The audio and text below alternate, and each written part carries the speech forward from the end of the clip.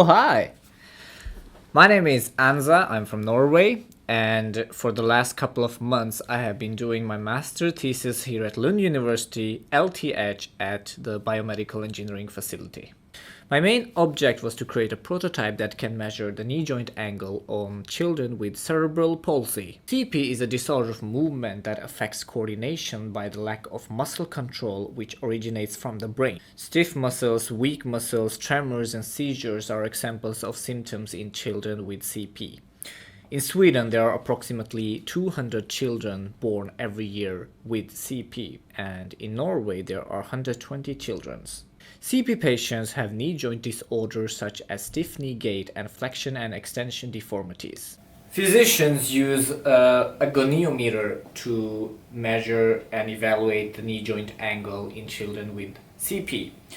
Now, since they are unable to measure for a longer period of time, this is where the idea came that why not create a user-friendly device using modern technology that can measure the knee joint angle for a longer period, in this case 24 hours, while the children are doing their daily activities, like just having a normal day. This could help physicians and doctors to provide a better plan for rehabilitation treatments. And the technology that I'm talking about is called IMU, which stands for Inertial Measurement Unit. IMUs provide 2 to 9 degrees of freedom, which basically refers to the number of different ways an object can orient in the 3D space. It is a model that fuses accelerometer, gyroscope, and magnetometer together and presents data in the form of Euler vectors or quaternions. Quaternion consists of 4 scalar numbers, 3 imaginary, and 1 real. So how to measure the knee joint angle? Well, the idea is to place 2 IMUs, one on the thigh and the other one on the shank. The microcontroller that was used was Arduino Nano, and that's basically where I programmed the quaternion data from one of the sensors and multiplied it with the absolute value of the other quaternion values from the other sensors. And through that, I was able to obtain the angle. Now, to test if the angles were correct, I taped the IMUs on a goniometer and created a real-time chart using LabVIEW.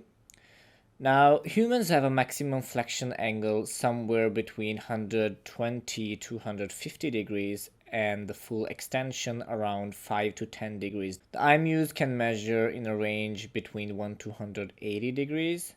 I also ran some tests on an IRB 120 robot from the robotics lab at LTH, and I got very accurate results. Next step was to run some tests on a human subject. Now, since I couldn't find any guinea pig, I decided to turn myself into one and test those awesome IMUs. But before that, I implemented a micro SD breakout board that saved data every 10th second to avoid slow readings. I ordered a plastic box, drilled some holes in it, added a light emitting diode and a switch button to pause and record data. Now everything is set. I have a hinged wrap around knee brace with 2 IMUs. So once the sensors are ready, the LED will start blinking. That means that the sensors are calibrated and they're okay to run. I switch this button on the right side, the LED will start to... It will stop blinking. And now I can just walk. And let's try it. Why not?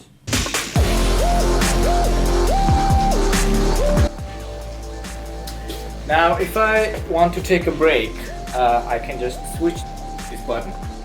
The microcontroller is still running, and this is mainly because if you want to do long-term measurements, maybe you want a break, you need a break, you need to go to the toilet.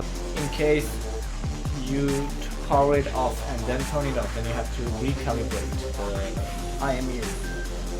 And in case you don't do it properly, then the readings will get errors. So if I press it, I can walk again.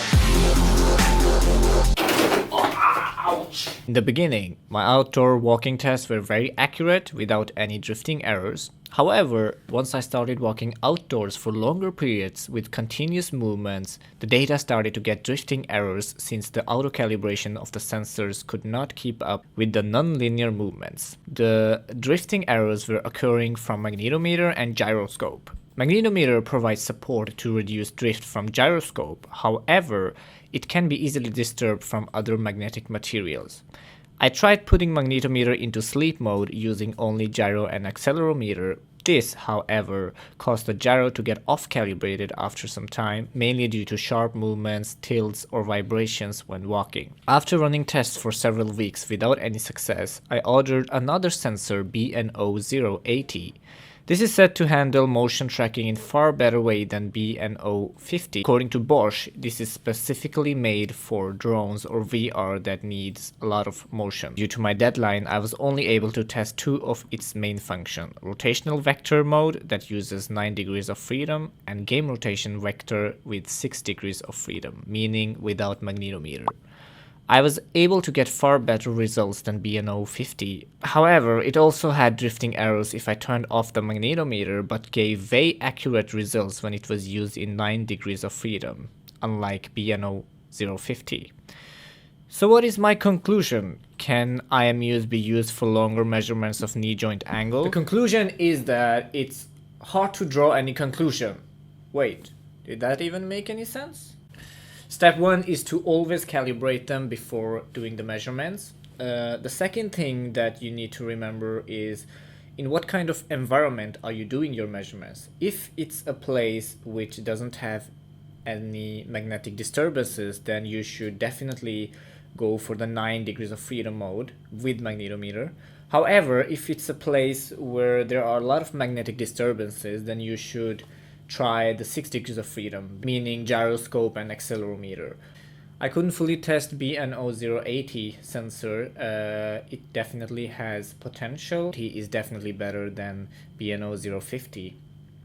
By testing them further, there is a chance that they might succeed in doing long-term measurements of the knee. Thank you for watching this video. I hope you enjoyed it as much as I enjoyed creating it. Bye bye.